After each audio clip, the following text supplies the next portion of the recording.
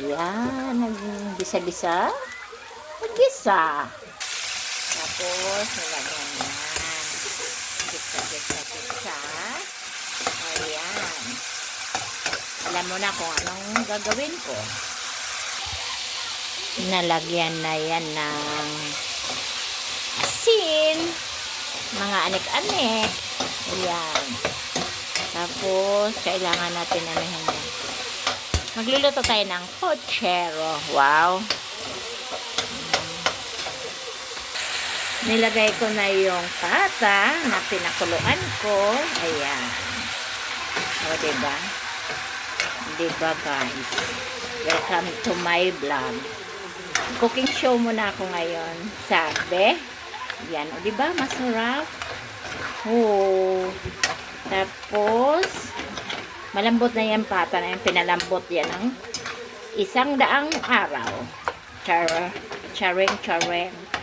Yan. Nilagay ko na yung patatas at yan, carrots. Oh. Sote. Lagyan na natin ng konting tubig. Nang galing sa Mississippi River. Ay, hindi pala. Sa Saudi River. Ayan. May river ba sa Saudi? Yan. Lagyan natin. Tapos, takpan lang muna natin siya. Hayaan natin mag-resiko ang mga lamas. Nilagyan ko na ng sitaw. Sitaw lang. Ayan. Mamaya, kasi wala akong pechay, o cabbage na lang ang ilagay ko. Para na nagnilaga ako, diba? Pero, hindi yan. The twist. Ayan na ang aking pochero. Wait ka lang. Hindi pa tayo tapos. Yan.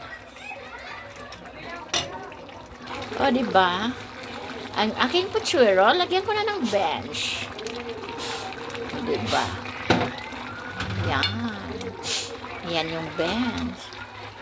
Yan yung aking pochero. Wow. Aking pocherong pata. Baka.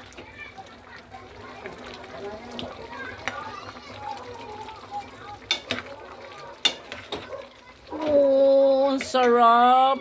Oh, nilagay ko na yung cabbage na lang. Wala akong pechay. Yan.